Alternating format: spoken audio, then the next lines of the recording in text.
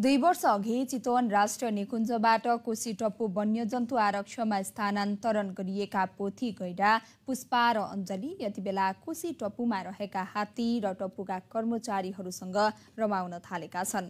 माउबाट छुट्टिएको अवस्थामा फेला परेका पुष्पा र अञ्जली नामका गैंडाहरू यस आरक्षमा रमाउन थालेका हुन्।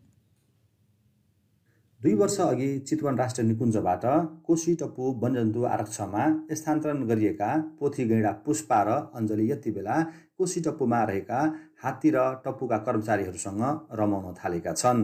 माउबाट छुट्टिएको अवस्थामा फेला परेका पुष्पा र अञ्जली नामक गैंडाहरू यस आरक्षमा स्थानान्तरण गरिएपछि उनीहरूलाई आरक्षको 70 स्थित पथरी सेक्टरमा राखिएको छ।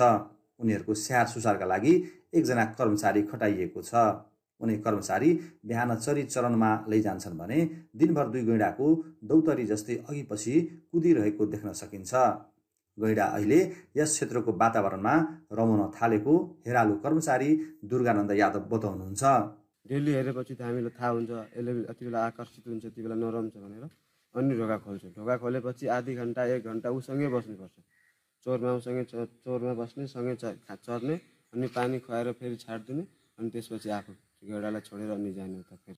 कोशी प्रदेशको सुनसरी, उदयपुर र मध्य प्रदेशको सप्तरीमा 175 वर्ग किलोमिटर क्षेत्रफलमा फैलिएको कोसीटप्पु वन्यजन्तु आरक्षमा गैंडाका लागि वेटल्यान्ड र ग्रासल्यान्ड राम्रो भएको कोसीटप्पु वन्यजन्तु आरक्षका वरिष्ठ संरक्षण अधिकृत भूपेन्द्र प्रसाद यादव बताउनुहुन्छ।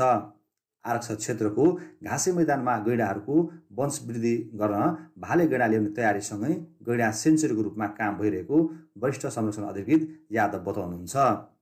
गैंडाको लागि चाहिँ अहिले हेर्दाखेरि वासस्थान एकदम राम्रो छ। गैंडालाई चाहिने वासस्थान घाँसे मैदानदेखि लिएर पानीको हाल खेल्ने क्षेत्रहरूदेखि लिएर सबै राम्रो छ। यो पहिलादेखि यहाँ नभएकोले चाहिँ अहिले हामीले चाहिँ एउटा कन्ट्रोल मेथडमा चाहिँ अहिले चाहिँ प्र्याक्टिस गरिरहेको छ। 2टा चाहिँ पोथी ल्याएको छ।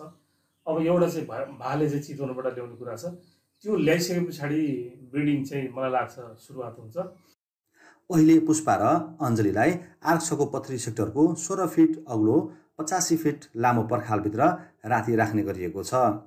चरा र अर्नाको राजधानीको रूपमा चिनिने यो कोसीटप्पु वन्यजन्तु आरक्षमा पछिल्लो समय गैंडा विस्तारको सम्भावनाले संरक्षण कर्मी मात्र होइन आन्तरिक पर्यटक समेत उत्साहित बनेका छन्। सन्तोष यादव, सार्वजनिक सेवा प्रसारण, एनटिभी इटहरी समाचार, सुनसरी।